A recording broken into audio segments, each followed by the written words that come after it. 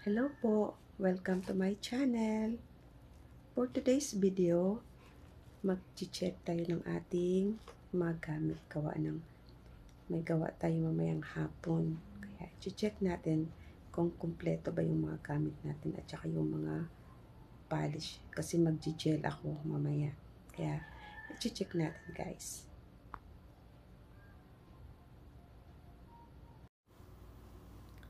Yan guys yung ating mga gel.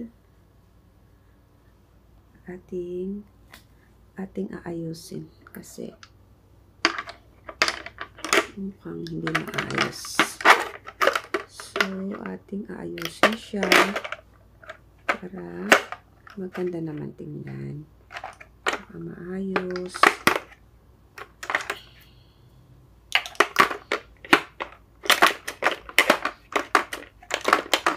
Para happy si client.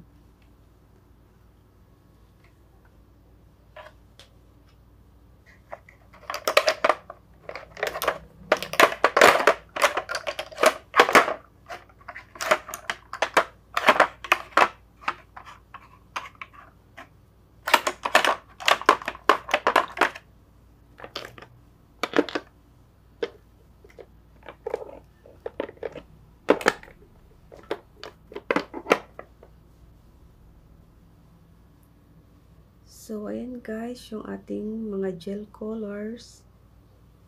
Yan. Inaayos natin. At para ready na tayo mamaya kay client. So,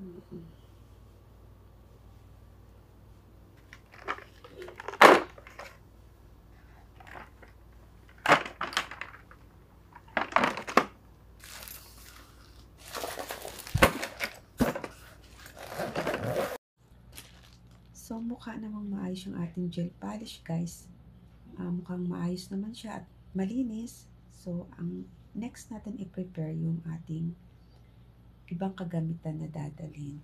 Ilalagay natin dito sa bag. Ayan.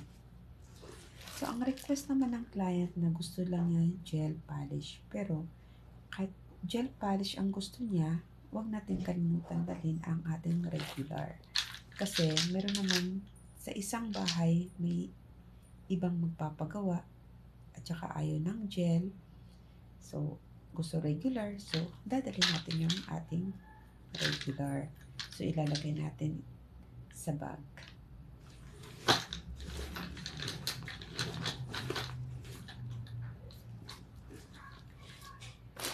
So, huwag natin kalimutan. Ito yung ating upuan. Ito ang pinaka-importante. Kasi ayoko pagdating sa client, ayoko na manghiram. Kasi pagdating sa client, nakikita na kumpleto ka, happy naman ang client. Natutuwa sila pag nakikitang kumpleto ka sa gamit. Tsaka ito yung aking upuan. Ayan.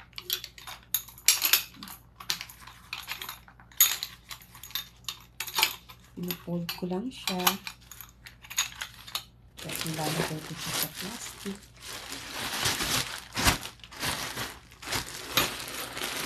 Ayan guys. At ilalagay ko siya dito sa bag.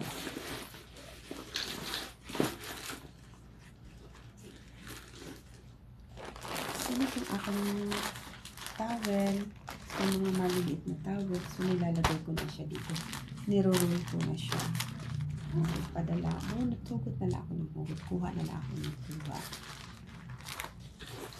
Kailangan malinis ang gamit natin. Kasi may mga ibang client na masisilan din. Kaya kailangan malinis. Lalagay natin dito sa bag. Pag nagmamanicure, pedicure ka talaga, yun ang trabaho mo. Pagdating mo sa client, huwag mong kalimutan ang pinaka-importante sa lahat. Yung nipper. Yan ang pinaka-importante. Naka-sterilize na to, malinis na to siya, naka-disinfectant na siya. Pwede na natin itong gamitin kay client.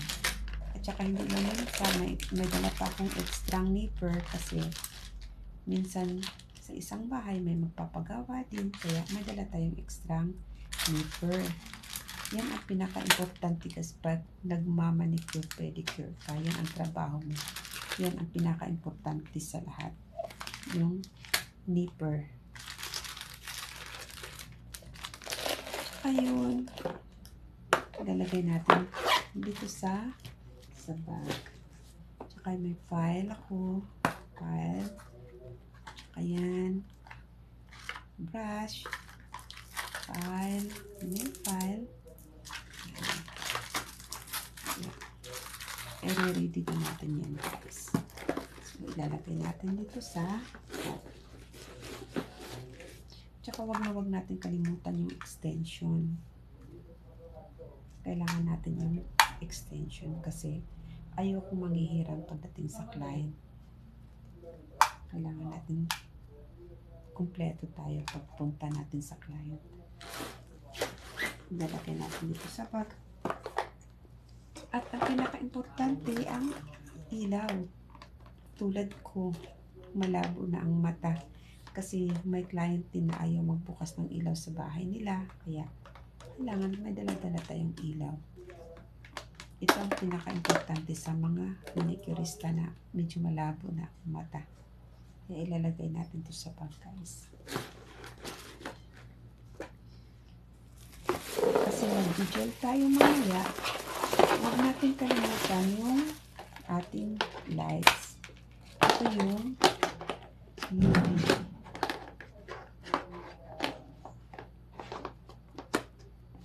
UV lights. Yan. Kailangan natin yan. Yan ang pinaka-importante pag mag-gel ka. So, ilalagay natin dito.